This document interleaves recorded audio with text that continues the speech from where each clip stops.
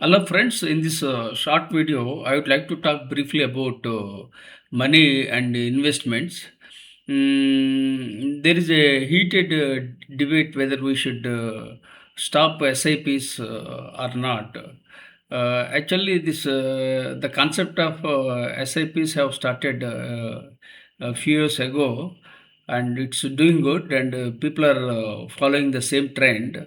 Now, in view of the volatility in the market, and there are no market is not market is flat. There are no much growth. So people there is a debate that the SIPs must be discontinued. But my personal view is that SIPs must be continued because when you invest into SIPs, what happens? You can average the cost and you can get decent returns. And you can't time the market and you can't expect returns every time. So there will be bear runs and bull runs.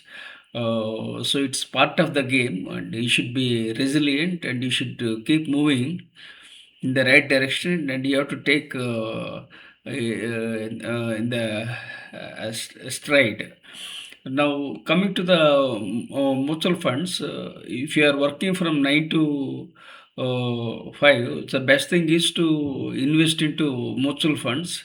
Mutual funds are run by asset management companies, and they are professionally run, and you can invest into mutual funds. Then again, in mutual funds also there are different platforms and different methods and means of mutual funds. Some are small cap, some are uh, uh, mid cap, some are large cap, some are micro cap funds. So like that, it all depends upon risk appetite. Apart from that, what I found is that people have got had mentality. As a result, they are losing money. Especially the retail investors are losing lot of money. Once people were running behind crypto, then again they started running for metal like gold and silver. That now that has come to the end. Then again, Iran war, that is volatility. So these things too happen. These too shall pass. So overall, you should be very optimistic about stock market. You should be rational, and you should not be emotional into stock market. Stock market is all about possibilities and probabilities, and you have to be very much cautious. You have to take a risk, and not to take a risk is also a risk. So you have to take a risk. When you take a risk, you can make money, but at the same time you have to take calculated risk, not blind risk. So these are all the aspects. Then secondly, one more area I would like to address is that IPOs. Some of the IPOs have been kept aside due to the market conditions are not favorable in India. So once the markets are and the full swing, then again IPOs will be entertained, and again it's a kind of a PR game. So these people, they jack up the prices, then ultimately the retail investors are losing money.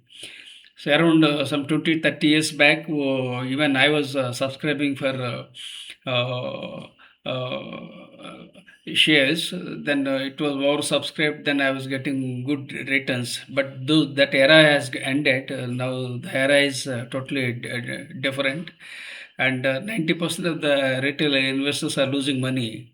So best thing is to invest directly into the uh, stock market and buy it rather than going for IPOs. Especially this IPO, those who run the IPOs, they are oversubscribing, they are becoming rich, but they are not adding any value. They have some vested interests. So these are all the things you have to make a note of. Now, circling back to the story of mutual funds. Uh, You can go for small cap, mid cap, and large cap. Large caps usually get around 12% and above CAGR. And mid caps you can get more. We can't predict the market. These are all the assumptions and predictions, but we can't assure any returns. Then again, small caps you can get more returns. Then there are micro cap investing where you can get more money than what you get, but for that you need to have a different mindset. It's a different ball game, and you need to connect with the. You should talk to the companies, and you have to take a lot of risk. Then you have to look at the technical analysis and fundamental analysis, PE, and all those things you have to look at. Then you have to look at the balance sheets, talk to the management. Then you have to do a lot of research. Research is the key. Without research you can't make money. You can't blindly do the things in the stock market, so you have to do a lot of research, and you have to read balance sheets, so that you can get to know the facts and figures. Then accordingly you can make decisions. There are people, they are getting 10x, 20x, 30x, 50x, like that.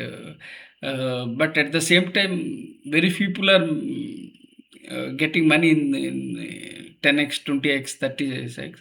But some of the people, they are losing money also. People don't talk about the money they lost in the stock market. So overall, if you take investing in stock market is better, and because there is a financial literacy, and people are mature and cautious.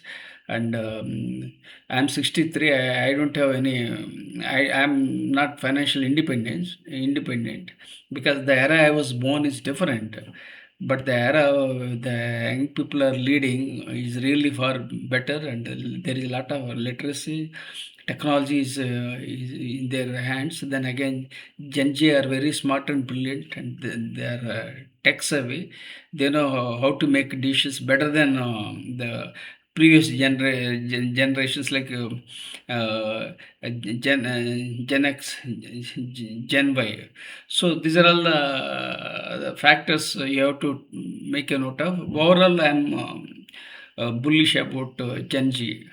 So these are all the ideas and insights I am sharing. And let me share with you my challenge that I had a brain stroke 5 years ago, 2021, and I am gradually recovering. Sometimes I am stammering. Thank you for empathizing with me.